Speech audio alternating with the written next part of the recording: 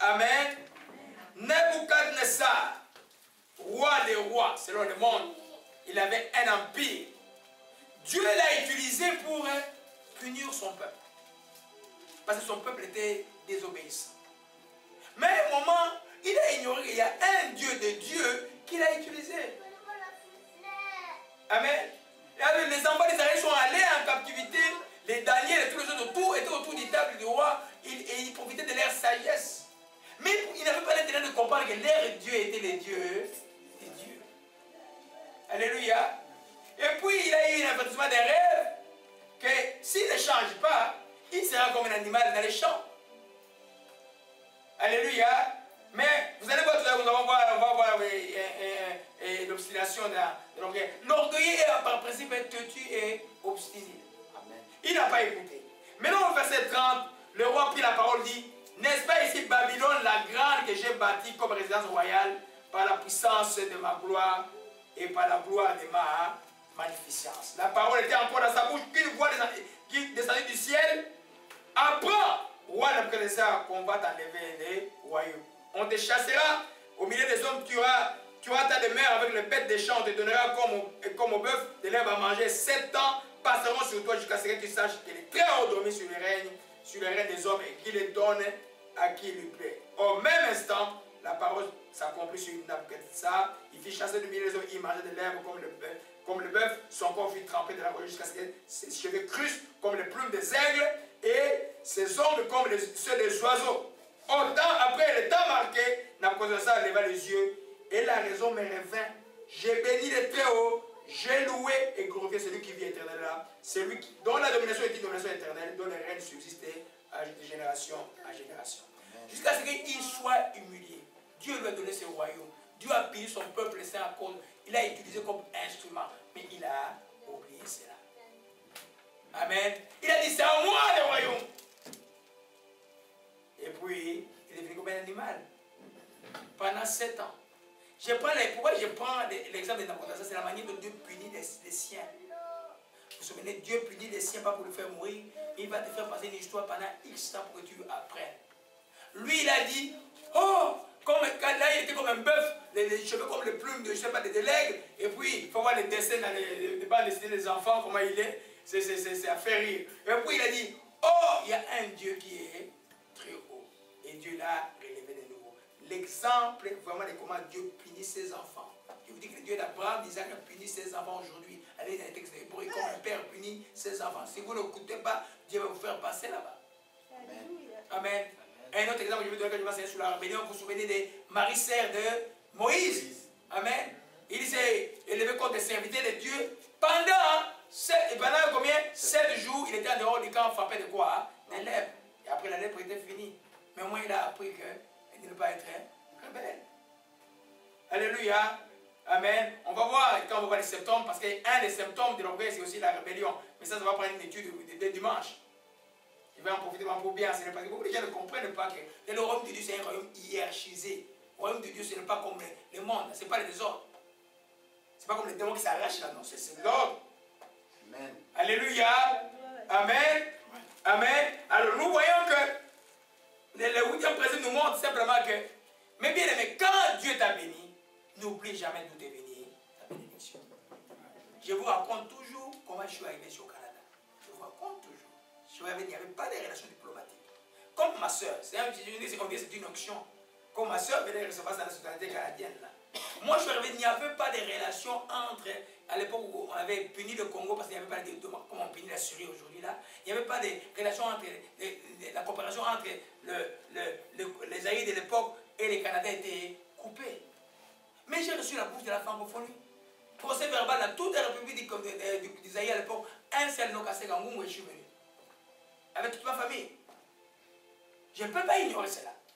J'ai dit, c'est Dieu qui m'a amené ici, et c'est pour un but qu'il m'a amené. Pour prouver que moi, je faisais la malaria en Afrique, chaque 3 mois, je faisais la malaria. Depuis l'âge de 15 ans, même quand j'étais médecin, chaque 3 mois, je faisais la malaria. Mais depuis, je ne suis jamais malade. À part des petites grippes qui passent par-ci, par-là. Alléluia. Alors ça, je ne peux pas oublier. Donc, quand Dieu te bénit, ne joue pas avec la bénédiction de Dieu. La bénédiction de Dieu, c'est pour rendre grâce à Dieu. Amen. Dieu n'est pas contre que vous soyez millionnaire et milliardaire, mais que vous soyez milliardaire pour Dieu. Alléluia. Amen. On a été en consécration de ma fille qui est devenue Marie-Claire, on était là, ceux qui étaient là. Vous savez que toutes les entreprises ont tourné vers le ministère que Dieu les a appelés à faire. Et la femme qui travaillait, qui avait le poste vraiment de la gestionnaire de l'entreprise, elle a coupé pour... Parce que Dieu l'a appelé. Vous étiez là en consécration. Alléluia. Amen. Alléluia. Le 9e principe, l'orgueil arrive insidieusement avec les succès. Amen. C'est un gel du succès. Amen. À chaque succès, propre, je ne parle pas du succès du vol malicieux, des crimes, je ne parle pas du vrai succès. Tu as travaillé véritablement dans ta vie. Tu es monté les échelons dans l'entreprise et tu es maintenant CEO. L'orgueil te guette. Tu es vraiment un frère que Dieu a appelé, l'onction de Dieu sur toi, les dons commencent à se manifester grandement. L'orgueil est... Tu es venu là, tu n'avais aucun espoir dans ta vie, dans ta famille, on ne connaît même pas de famille. Tu as épousé quelqu'un et puis tu as des enfants qui commencent à grandir, à être des gens. L'orgueil est te guette. Faites attention, chaque fois qu'il y a un succès, l'orgueil est derrière. Parce que c'est inhérent à la chair humaine. La Bible parle de l'orgueil du monde. Alléluia. Amen. Donc, vous comprenez que, alors dans Ephésiens 6, gloire à Jésus-Christ. Mon Dieu, j'avais promis de parler toi dimanche avec cela, mais on va aller plus loin. Alléluia. Ephésiens chapitre 6. Amen. Au verset 10 jusqu'à 18, on parle des armes spirituelles, mais ce qui nous concerne aujourd'hui, c'est les 10 et les 11. Au reste, puisez ou fortifiez-vous dans le Seigneur, puisez votre force dans votre union avec le Seigneur, dans la version des Français courants, ou fortifiez-vous dans le Seigneur par sa voix toute puissante, revêtez-vous de toutes les armes de Dieu, afin de tenir ferme contre le ruse du diable. Amen. Au verset 13, plutôt qui nous concerne, je m'excuse, c'est le 13. Amen. C'est pourquoi prenez toutes les armes de Dieu afin de pouvoir résister les jours mauvais, tenir ferme après avoir tout surmonté. Mais pourquoi tu dois tenir ferme quand tu as tout surmonté? Tu as déjà gagné des victoires. Alors que tu es dans la victoire, tu es vraiment vulnérable spirituellement. Amen. Vulnérable spirituellement. Et cette vulnérabilité arrive par le biais donc fais-moi cette porte-là. Amen. Et ça arrive par le biais de l'orgueil. Amen. Je prends un exemple. Amen. J'ai vu des gens, tu es malade. Ok? Tu n'as jamais connu la bonne santé, par exemple. Et puis maintenant, Dieu te guérit de ta maladie. Tu retrouves la bonne santé. Toi, avec de faire de ton corps un temple de Dieu, tu prends encore ce corps-là pour aller jouer avec. C'est pas sérieux. Alléluia. Tu prends ta bénédiction, comment que tu es en forme maintenant, tu oublies que c'est Dieu qui t'a accordé cette grâce-là. Tu vas faire avec n'importe quoi. Amen. Tu étais nulle part. Et puis Dieu t'a élevé. Et puis tu commences à te comparer. Non, moi je suis comme ça. Je suis comme ça. Et puis on voit les gens là. Hein? Tu parles de ta profession comme si c'était la chose la plus glorieuse au monde. Tu es dans l'orgueil. Amen. Amen. Dieu, quand il te bénit, ou quand tu as gagné une victoire spirituelle, vous voyez que dans les armes dont on parle, là dans les dos, il n'y a absolument rien. Les dos, mon esprit pensait que c'est le manteau de l'humilité. Amen. C'est l'humilité qui protège le dos. Et l'humilité, c'est l'antithèse de l'orgueil. Vous voyez un peu? Chaque fois que tu as un succès professionnel, tu as un succès spirituel, il faut faire attention. Comment on fait attention? C'est en rendant grâce à Dieu. Par sa grâce, je suis devenu ceci. Par sa grâce, je suis... Parce que quand tu vas dire, moi qui ai fait cela, tu es comme d'accord, c'est ça. Alléluia. Par sa grâce, j'ai obtenu. Par sa grâce, j'ai des enfants. Par sa grâce, j'ai fait ça. par sa grâce. Et tu rends grâce à Dieu, tu bloques le chemin de l'orgueil. Alléluia. Amen. Parce que l'ennemi est tellement rusé. Je veux que nous retenions l'attribut la plus dangereux de Satan, c'est la ruse. Oh, la ruse, souvent on ne la voit pas. Il a posé la question à Ève. Est-ce que Dieu a-t-il réellement dit cela? Il n'a pas dit, Dieu n'a pas dit. Non, non. Dieu a-t-il réellement dit? Il est rusé. Alléluia. Amen. Amen. Donc, que ton grand succès ne te perd pas. Rends tellement grâce. Parce que pour toi, là, il n'y a pas de hauteur. Tu vas aller de gloire en gloire. La promesse de Dieu pour nous, c'est d'aller en gloire. Dans la gloire, présent dans les termes humains, le succès, n'êtes pas vous étonner parce que vous êtes des enfants de Dieu. Amen. Et Jésus a dit, vous êtes des dieux. De Dieu avec un petit D. Mais vous ne l'avez pas voulu. Alléluia. Gloire à Jésus-Christ. Prenons la Bible dans Omarashika Malakai. 2 Rois 14.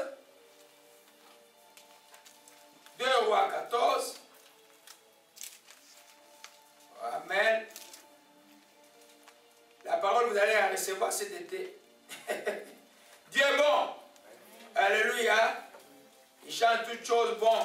Et il faut conclure tous les événements au bien de ses enfants, n'est-ce pas? Amen. Alléluia. 2 Rois 14. Nous parlons du roi Amantia, roi de Juda. Amen. La seconde année de Joas, fils de Joas, roi d'Israël, Amantia, fils de Joas, roi de Juda, régna. Alléluia. Et puis, au verset 7, il bâtit 10 000 Édonites dans la vallée du Sel durant la guerre. Il prit cela, l'appela à Jotkel, nom qu'il a conservé à ce jour. Alors Amas envoya des messagers à Joas, fils de Joachaz, fils de Jéhu, roi d'Israël, pour lui dire, viens, voyons-nous en face. Ou l'expression voyons-nous en face veut dire qu'on va se battre, affrontons-nous. Vous voyez un peu? Et Joas dit à Joas, roi d'Israël, fit dire à Amas, roi de Juda, l'épine du Liban envoie dire au cèdre du Liban, donne ta fille pour femme à mon fils. Et les bêtes sauvages qui sont au Liban passèrent foulèrent l'épine. Tu as bâti les Édonites, ton cœur s'élève. Jouis de ta gloire, reste chez toi, ne t'engage pas. Pourquoi t'engager dans une malheureuse entreprise qui a mené à ta ruine et celle de Juda? Mais Amantia ne l'écouta pas. Amantia, le jeune roi Amantia, a gagné une victoire sur les Édonites. Parce que les Édonites devaient une tribu, un moyen de payer. Il a gagné la victoire. Vous savez qu'à l'époque, Israël était scindé entre Israël et Juda. Alors, comme il a gagné une victoire, lui, il voulait enfreindre la loi de Dieu. Vous savez qu'Israël et l'autre étaient divisés par la volonté de Dieu. Chacun dans son coin, il ne devait pas aller se battre l'un de l'autre côté. Amen. Alors, finalement, Amas, à fort de sa victoire, il dit, ah, si j'ai réussi à battre 10 000 Édonites, je peux aussi battre Israël. Et puis il appela le roi d'Israël, affrontons-nous face à face. Le roi lui dit, combien il est répété. Effectivement, il a été terrassé. Alléluia. Il a mal géré son succès. Pourquoi pensez-vous? À cause de l'orgueil. Cet orgueil est venu d'où? À cause du succès qu'il a eu. Amen. Il y en a des chrétiens pour que j'ai prié. Ils étaient dans des situations incroyables. On a prié pour eux. Ils ont reçu des choses que les gens ne pouvaient pas imaginer. Et puis dès qu'ils commencent à travailler dans un certain domaine de la vie, ils deviennent orgueilleux. Mais ils oublient que Dieu attend. Dieu attend. Dieu résiste aux orgueilleux. L'orgueil, d'où qu'il vienne, un enfant de Dieu ne peut pas se mettre